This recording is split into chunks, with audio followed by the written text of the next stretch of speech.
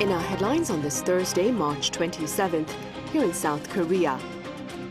At least 26 lives have been lost as wildfires continue to wreak havoc in the southeastern part of the country, displacing thousands of people and destroying much property. Meanwhile, over in the U.S., President Donald Trump signs an executive order that places a 25% tariff on all foreign-made cars entering the American market starting in early April.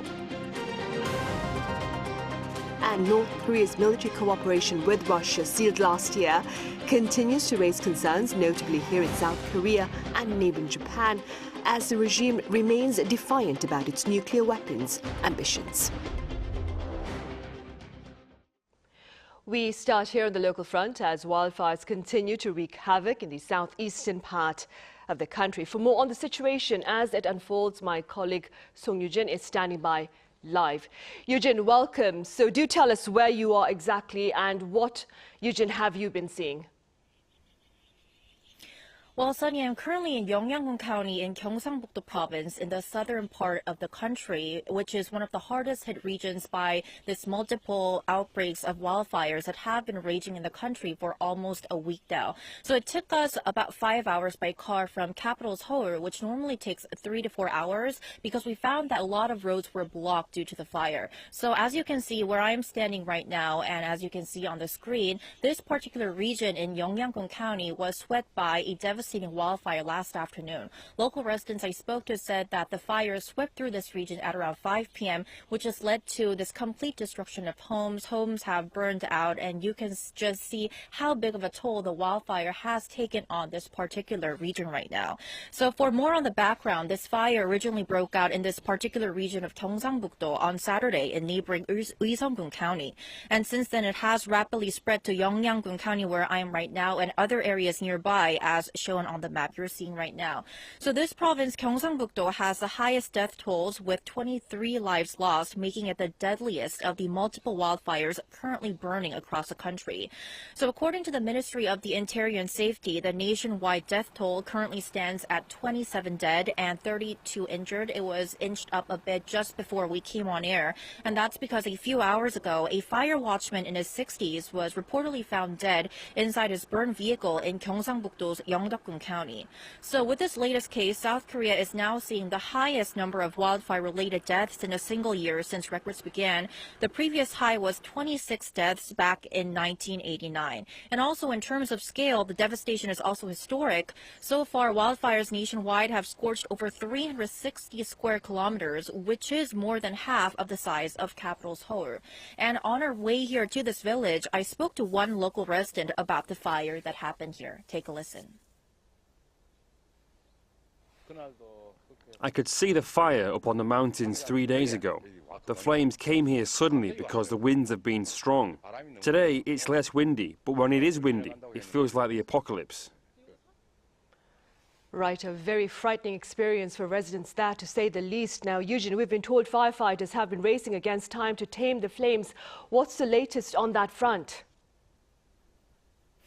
Right, so I can definitely say that this has been a non-stop effort of firefighters and rescue personnel to really contain and put out the fire. But it has been an uphill battle because of the very dry and windy weather conditions. And before we went on air, I actually saw several firefighters roaming across the region to look at the damages. So in terms of the containment rate, in terms of Gyeongsang-buk-do province, among the 5 regions that you saw on the screen previously, the average containment rate was 47%. I want to stress that this is less than 50%. And also in Yeongyang-gun County, where I am right now, the containment rate was just 18%, which was the lowest in the province.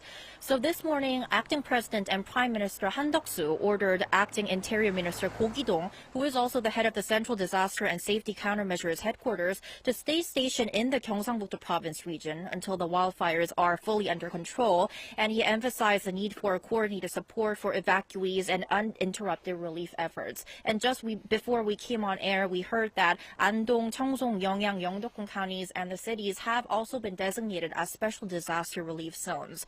And there had been hope today that rain in the forecast might help, but so far I can say that the rainfall has been really light and sporadic. So the Korea Forest Service says that such rainfall won't be enough, especially with the dry, windy weather expected to continue throughout today as well. So at this point, I can really say that officials and residents are hoping the weather will shift in their favor real soon. That's all I have for this hour. Back to you, Sunny. All right, Eugene, thank you for being our eyes and ears on the ground. Do keep us posted and do stay safe. Right, in related news, efforts are also underway to ensure the safety of Korea's cultural heritage from the raging fires. Our Lee Seung-jae has details. The wildfires raging in Sangcheon-gun and Hadong-gun counties have now spread to the Jirisan National Park. Jirisan National Park is considered a sacred mountain to the people of Korea and was the first national park in the country. Forestry officials have made every effort to prevent the further spreading of the wildfire at the national park by spraying fire retardants and mobilizing helicopters. Residents and livestock are being evacuated from the area, and major cultural heritage items, including national treasures, are also being moved to safety. By Wednesday, the Korea Heritage Service said it had moved 15 historic pieces to safety from areas affected by wildfires. Among them are 10 national treasures, including a seated stone Buddha statue from the now destroyed Gounsa Temple in Iseong. 15 national heritage items have been destroyed by wildfires, including 11 designated as national heritage and 4 as provincial heritage. While items can be moved to safety more freely, sites such as temples are impossible to move. This has led to historically important temples like Gounsa Temple being damaged. This temple is an important and historic temple where many masters and believers have been practicing and receiving comfort for over 1,300 years. It is a place of comfort for many people, but I am very afraid that it may disappear. The Korea Heritage Service on Tuesday issued the highest national heritage disaster alert level. In the 4-tier alert system, the KHS issued the serious level for the first time ever. The KHS explained that the highest alert level was issued due to the very high risk of damage to the national heritage items and sites due to the rapidly spreading wildfires. Lee Seung-jae, Arirang News.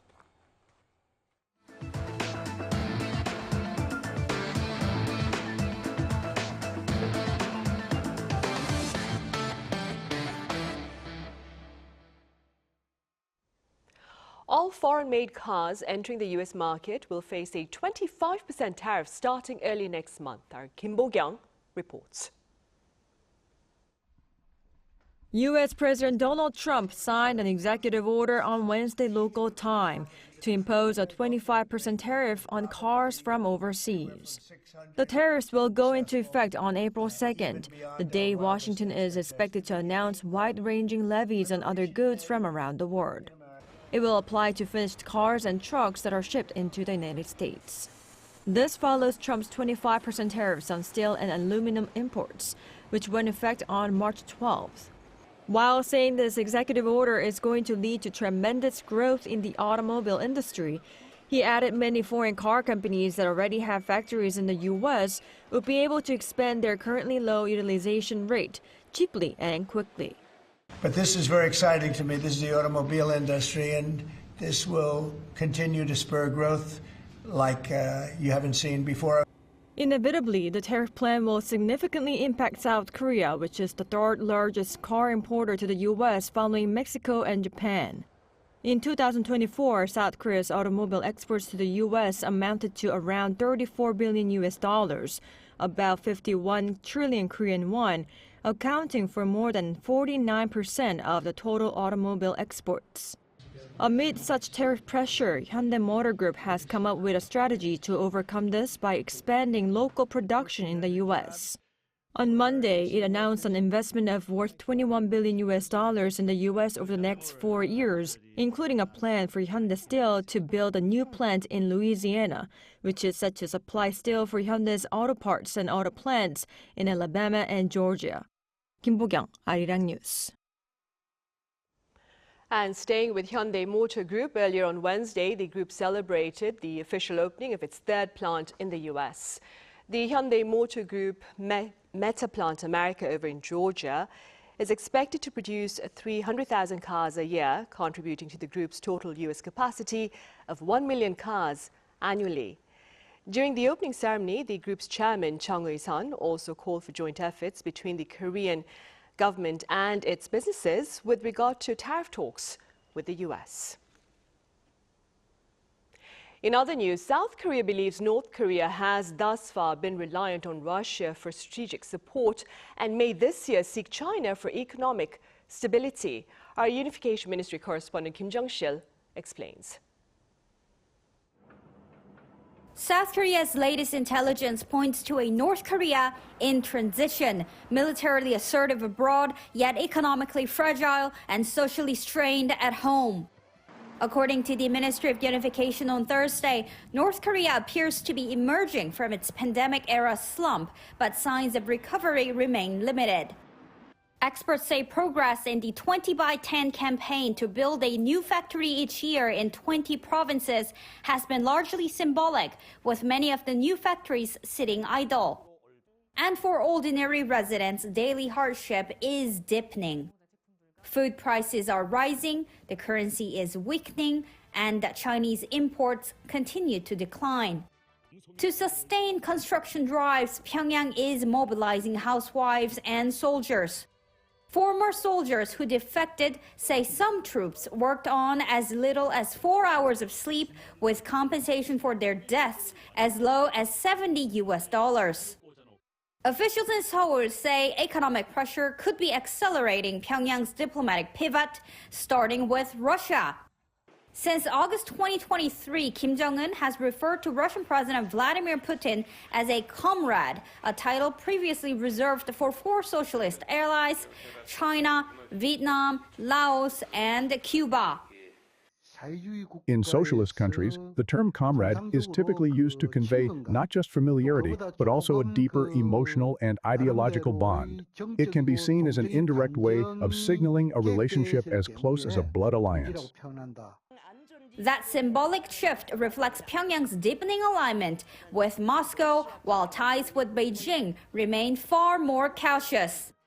Though tourism resumed and Chinese media returned to Pyongyang this year, North Korea has held nearly 6 times more high-level exchanges with Russia than with China since mid-2023. Analysts say the regime is hedging its options, leaning on Moscow for strategic support while carefully looking to Beijing to stabilize its economy. This year also marks key anniversaries for North Korea, China, and Russia. Analysts say how these regimes coordinate upcoming events could reveal the future direction of their trilateral ties. Kim Jung-sil, Arirang News. And North Korea has dispatched at least 3,000 additional soldiers to Russia this past January and February in support of the latter's aggression against Ukraine. Now, this is according to South Korea's Joint Chiefs of Staff. Military authorities here also assert that North Korea continues to supply Russia with critical ammunition, including short-range ballistic missiles. Separately, officials in neighboring Japan have called the military collaboration between North Korea and Russia a serious concern. In fact, Japan's diplomatic blue book for this year states such collaboration not only aggravates the situation in Ukraine, but also looks to affect regional security here in this part of the world. South Korea's ambassador to the UN has urged North Korea to halt the sacrifice of its soldiers in return for Russian support to maintain its regime. Speaking at a UN Security Council session on Wednesday, Ambassador Hwang Jun-guk underscored the pain of the people of Ukraine as well as that of Russian and North Korean soldiers amid the war. He also pointed to interviews with captured North Korean soldiers that reveal the troops were tricked into believing they were heading to Russia for training. In the Middle East, Israeli Prime Minister Benjamin Netanyahu has shared intentions to seize territory in Gaza if Hamas fails to release all remaining hostages. Our Pyongyang covers this latest development.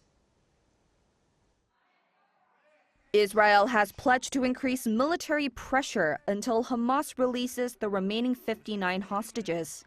In a parliamentary address on Wednesday, local time, Israeli Prime Minister Benjamin Netanyahu said that Israel may seize parts of Gaza as part of its military pressure campaign. The fighting in Gaza continues. The more Hamas persists in its refusal to release our hostages, the more powerful pressure we will exert. And I say to Hamas, this includes seizing territory, and this includes other things that I will not list here.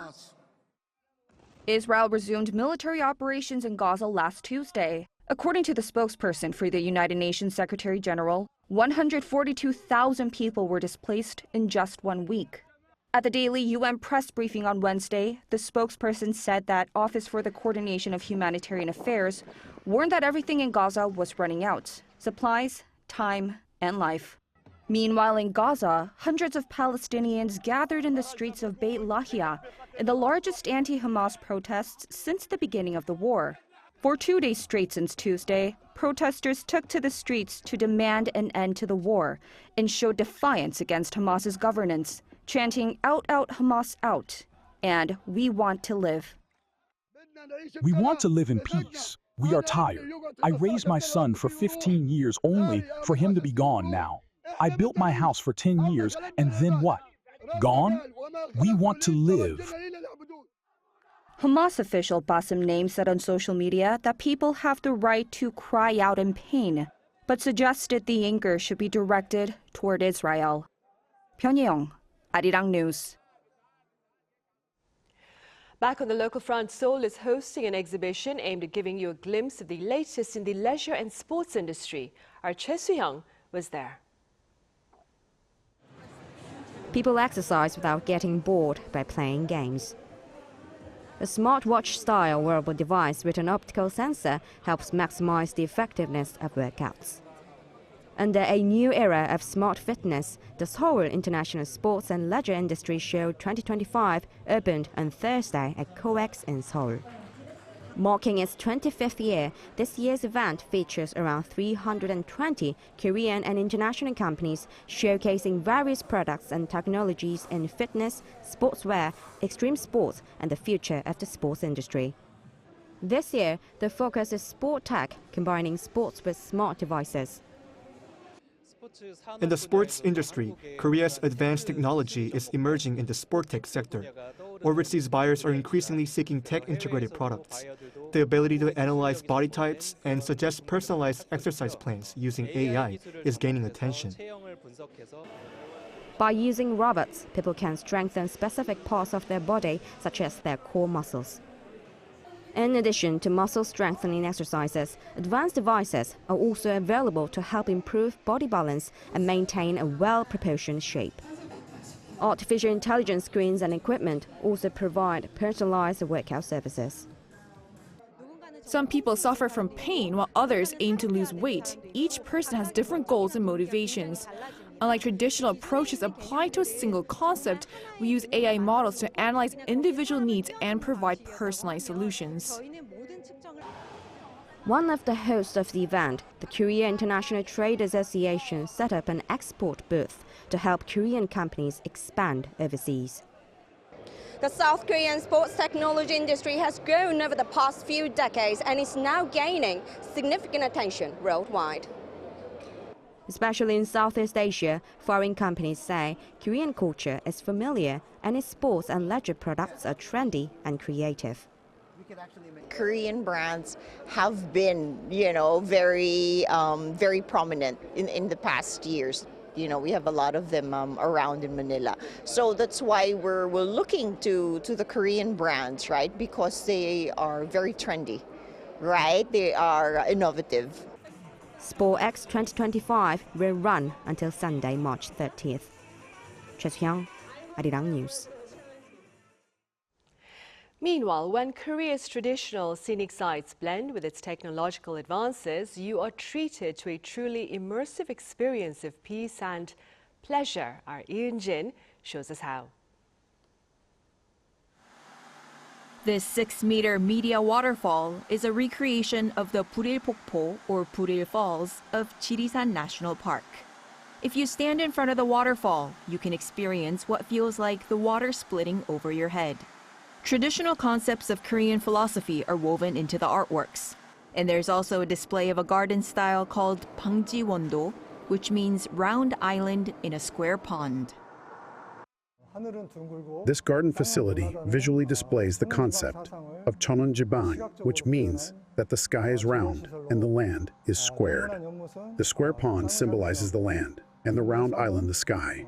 Major examples in Korea include the Buyongji in Tangdeokgung Palace and the Myeongjae Historic House in Nonsan. Called Miumwanbo, Strolling Through Traditional Gardens, the joint exhibition by the Korea Heritage Service and the Sejong Center displays elements of Korean traditional heritage gardens in digital art form. Using cutting-edge technology, visitors are taken through centuries-old landscapes as cultural heritage is transformed into an interactive sensory escape. Divided into 3 sections, visitors start with a calm sit-down on a raised wooden floor and observe digital landscapes unfolding before them. The exhibition showcases various types of media art, some of which use extensive data collected from Korea's most famous historical gardens, including the secret garden at Tangdeokgung Palace. I hope visitors can have a time of consolation and healing by experiencing a natural heritage here in the city center. The serene escape from the hustle and bustle of city life is expected to be popular for both locals and tourists alike. The exhibition runs through April 27th at Sejong Museum of Art in central Seoul. And in September, the Korean Cultural Center UK will open the exhibition in London. Yeongyang-gun, Arirang News.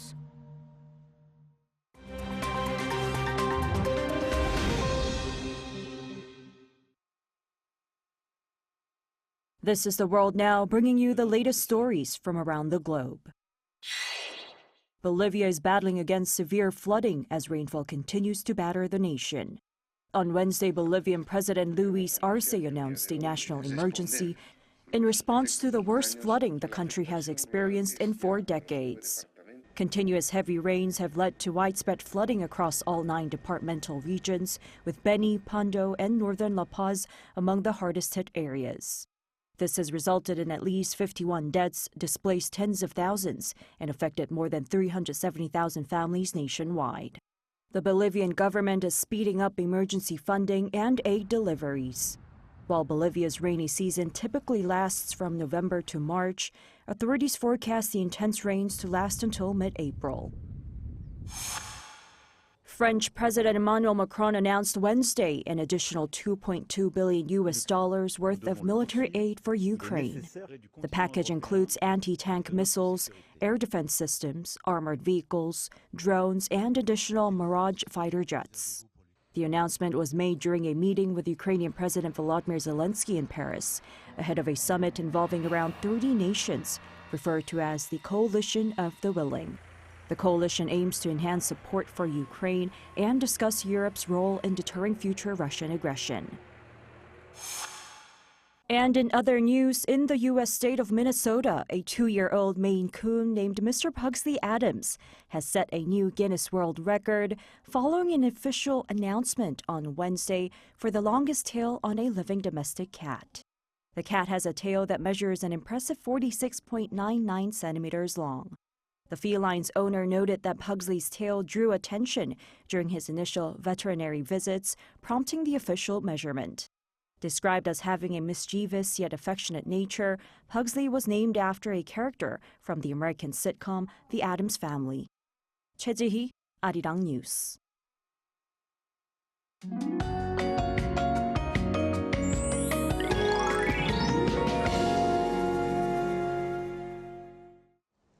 Today, all over the country, there was the rain that we have been waiting for. But in Gyeongsang-gu provinces, which have seen large wildfires, there was less than 5 millimeters of rain, not enough to put out the fires.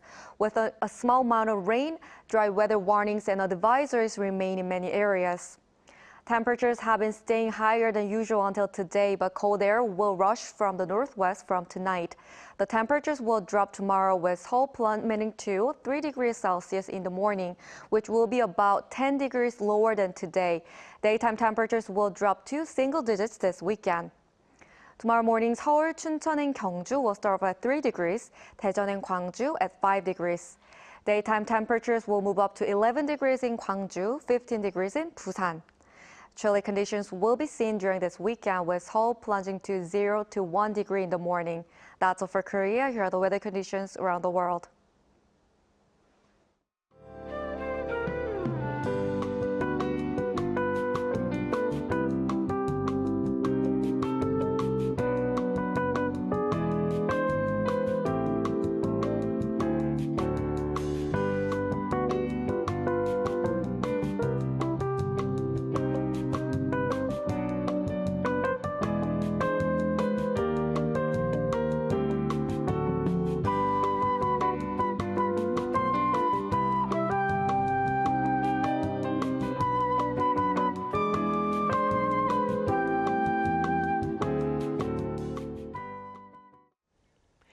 Right, those are the headlines at this hour here in South Korea. Coming up right after this short break is our daily panel session with members of the foreign press. Do stay with us.